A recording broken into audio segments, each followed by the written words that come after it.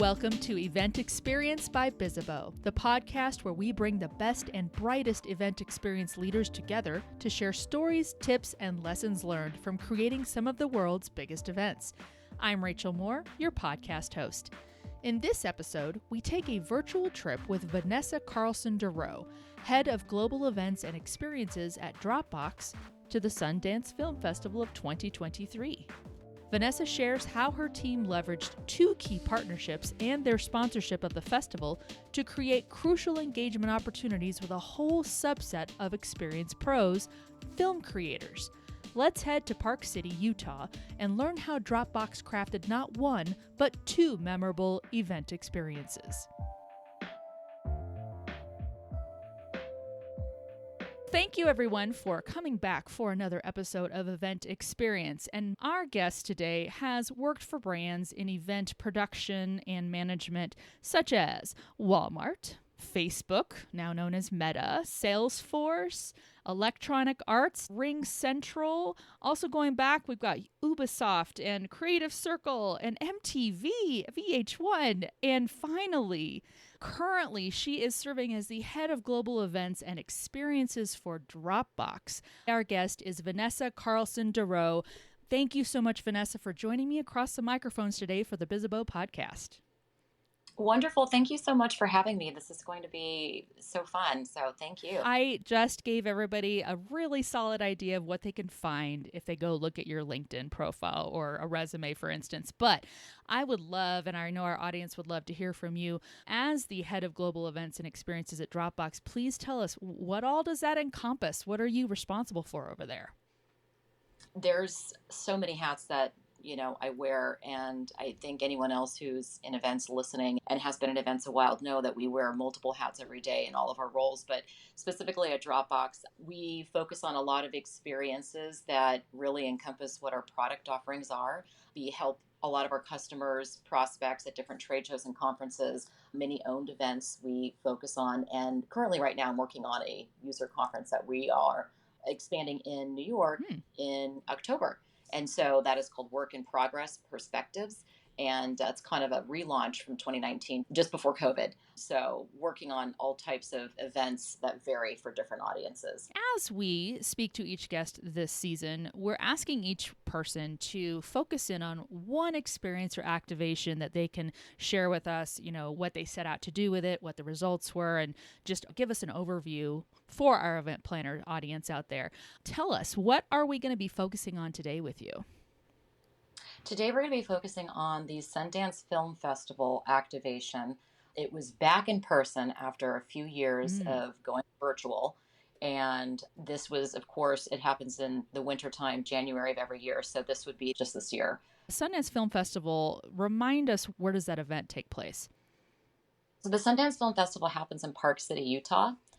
And it's pretty much all over Park City. A lot of attendees who come to actually watch a lot of the films, they do this in various theaters all over Park City. There's also actually one in Salt Lake City, another venue there, but it really takes place off of Main Street where most theaters are. Could you let our audience know, what goals were you setting out to achieve with this particular activation for Dropbox at the Sundance Film Festival?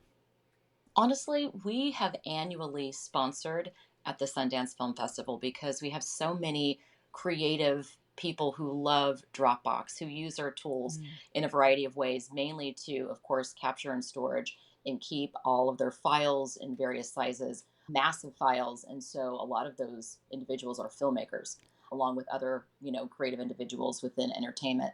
And so it was a very easy sponsorship. I think this is our 6th year or 7th year coming up.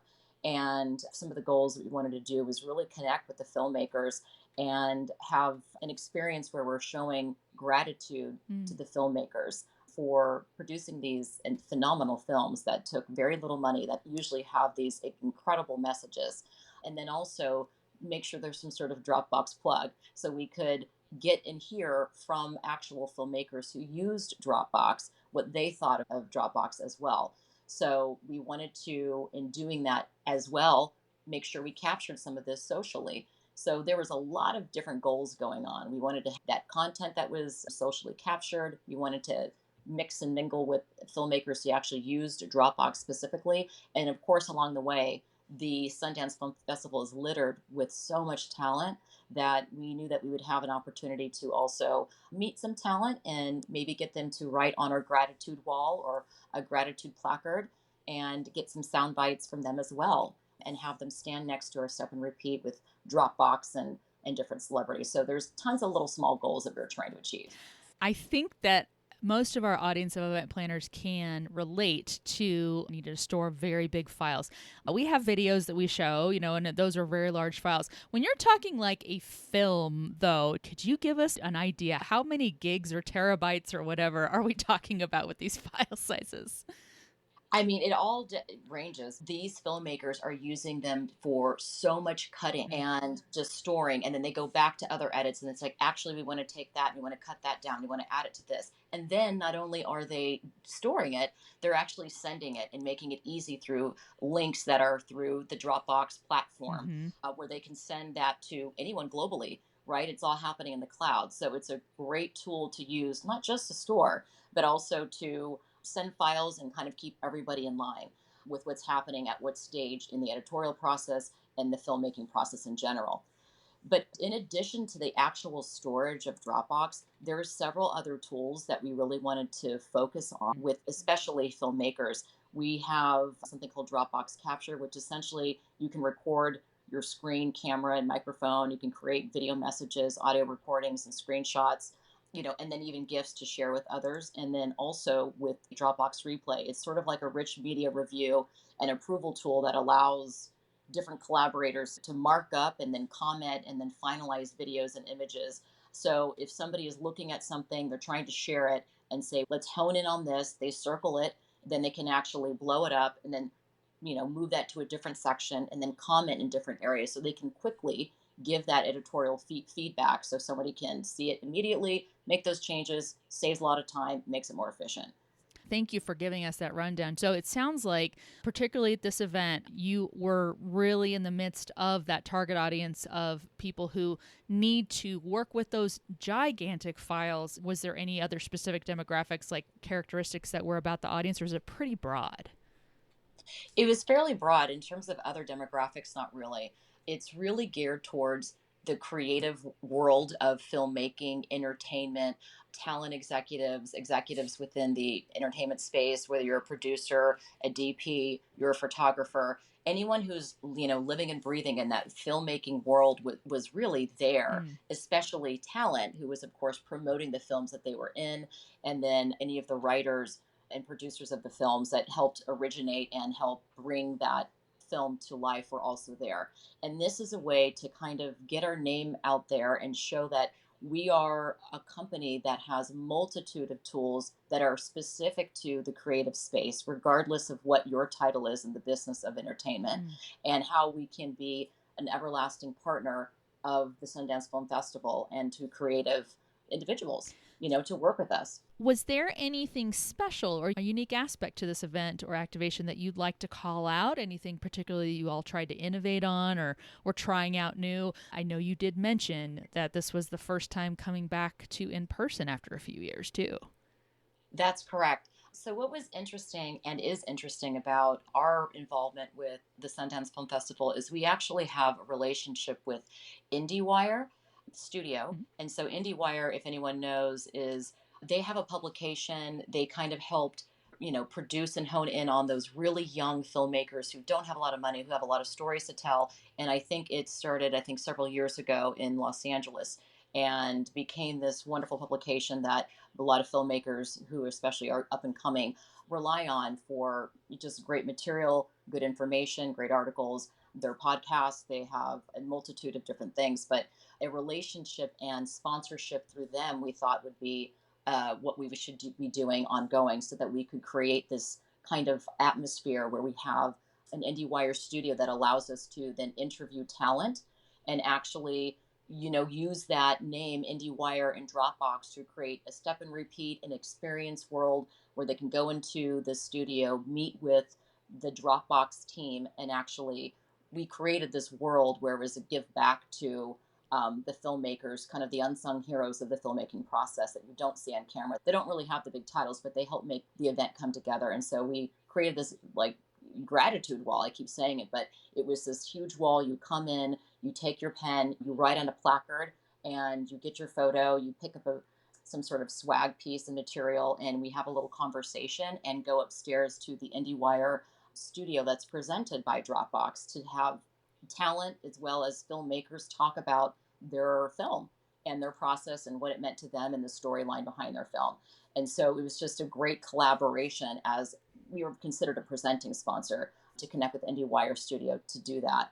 And it was wonderful because a lot of branding activation, a lot of just, branding opportunities. And then our social team was able to capture some sound bites from that. So it's interesting because also by doing this year after year, we've really gotten a chance to see how talent, how they act there. Like they're more easygoing and kind of just, it's not this big, fluffy red carpet Oscar type of experience. It's just a lot more casual, which we love. And there you can just kind of tell that it's just more of like, you want to be there or relax. You're being very honest with, the interviews that are going on. And then also there is the actual Sundance Film Festival Institute that is there that puts it on. And we have a partnership and relationship with them. So we put on our own internal activation. Besides the actual IndieWire activation, we did a second one that happened at the same time.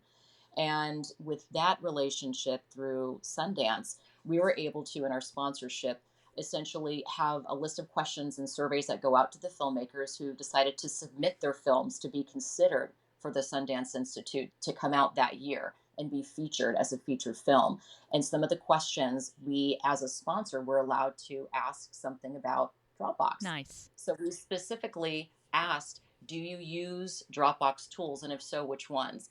And from that response, we were able to garner, I think, 220 some responses of those who, in different categories of filmmaking, use Dropbox. We got that list. We were able to see from that list who they were. Just tons of amazing films. Rest Stop, Under God, The Vacation, Smoke Sauna Sisterhood. Lots of amazing films. Pretty Baby with Brooke Shields, Power Signal. They all used Dropbox. So we then created this experience in a penthouse on Main Street where it was sort of this Dropbox après-ski time after lunch, before dinner, where people kind of don't know what to do with that time, and invited them to come to the Dropbox Edit Suite.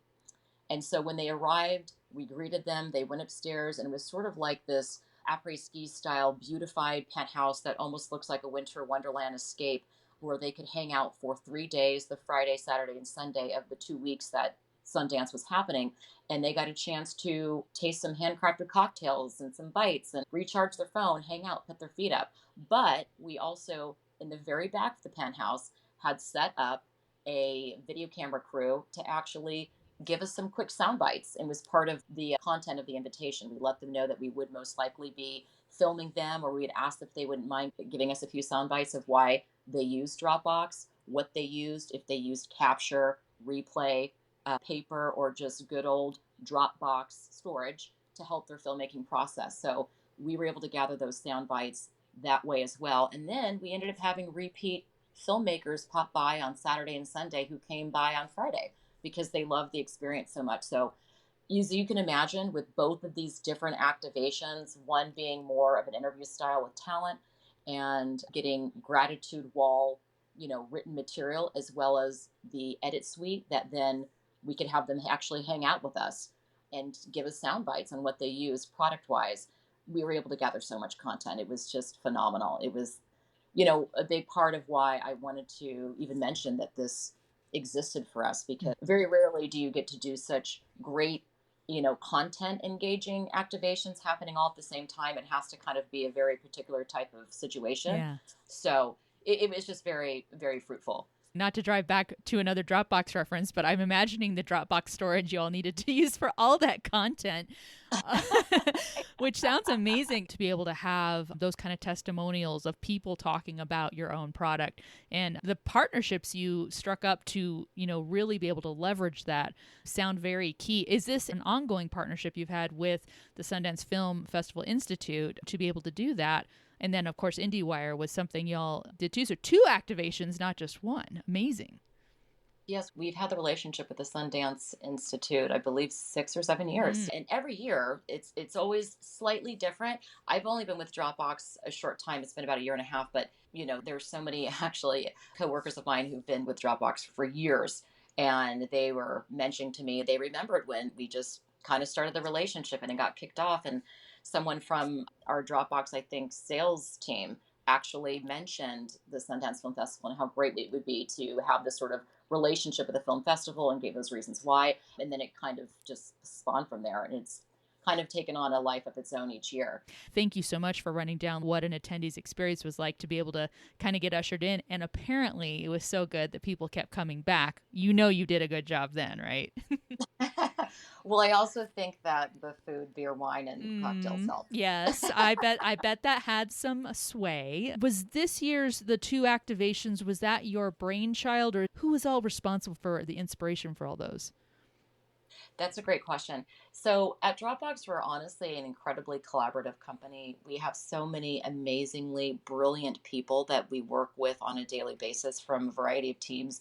Of course, in events, you're constantly working more with others than, standard others than some other teams. Our brand studio team, which is kind of like our creative arm, and then our brand marketing team, which is exactly what it is. It's our brand team.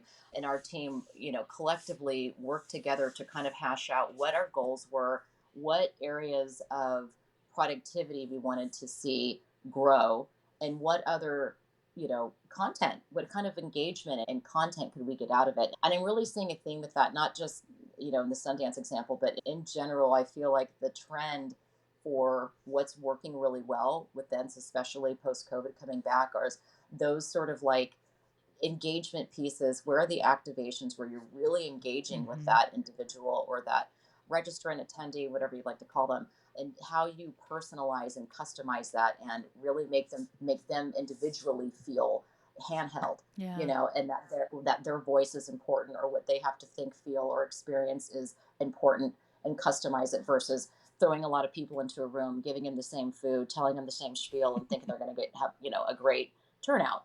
It's got to be a little bit more personalized, and not every event can necessarily lend itself to do, but that is for sure a trend we're seeing. And it's, for good reason. I think that there's just things just ebb and flow every year. Yeah. People want different things. People get tired of the same thing. And then they start seeing activations personalized in different ways. And they want to have an experience like that next time and the next time and the next time. And it's sort of just evolved. So this was a way for us to really be able to capture content and really have these, individual moments with these filmmakers where you can hang out and relax with them and have normal conversations. Some talent came by our personal activations besides just the IndieWire step and repeat photo opportunity. So that was really cool to see that. I think Brooke Shields herself came by with George Stephanopoulos, who were part of the film that they had done. It was called Pretty Baby. So fun little things like that were happening. It was just a wonderful content creation. Well, now we're going to segue into some more personal questions to let our audience get to know a little bit more about you. Are you ready? I think so. You are. Trust, it'll be fine. All right. Can you name an item that you forgot for a work event that caused you some panic? Oh, my goodness. Yes. We forgot a thumb drive that had so much material on it.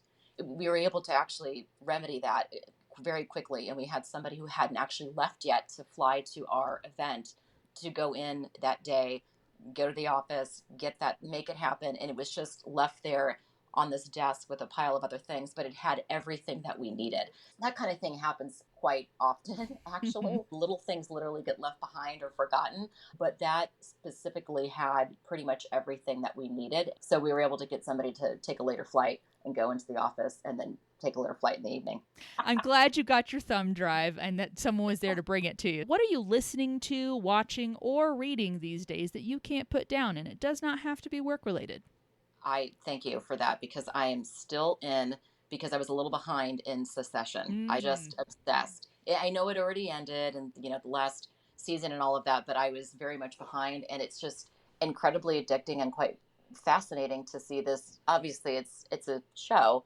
It's not real life, but there's just such amazing characters and what they think and how they feel and why they said this or that and why, just the storylines of the family and how they operate together and the emotional ridiculousness of the siblings and just the full business aspect of what it means to all of them individually, who's going to take the throne, calling it the throne. But yes, I'm fascinated with that.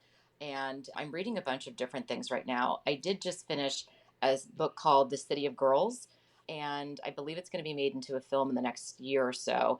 That I just finished. That was fantastic. I think that's it for the books right now. I don't have time to read because I'm so focused on this user conference. It's taking up every moment of my brain until I'm done. The fun part, who knows who's going to make City of Girls into a movie, but oh my gosh, what if you're at Sundance and you're like, I read this book and I really liked it, and now I'm here with the people making that movie. I would be so excited if that happens. It's written by Elizabeth Gilbert, who I'm sure you might have heard of. Wrote Eat, Love, Pray back in the day. If they made that a kind of an indie-focused film and that was there, I might have to leave what I'm doing for the day for work and go find her and meet her and say hello. Nice.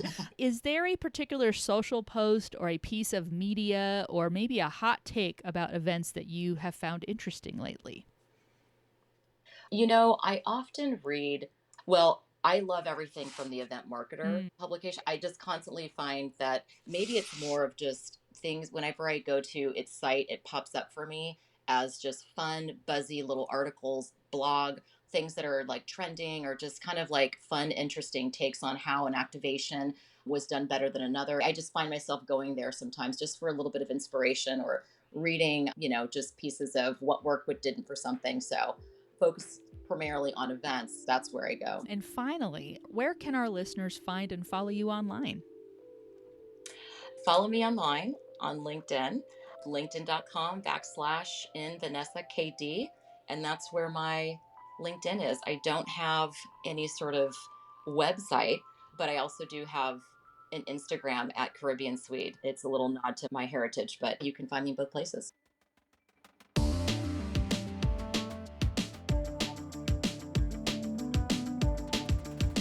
The tape is rolling for this Skill Up segment as Vanessa provides solid guidance for your career trajectory as an event planner.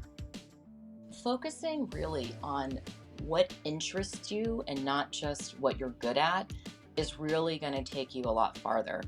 And seek the companies that are doing amazing things that you are just impressed by. Creative agencies, areas of production with the different scope or lens that you're interested in.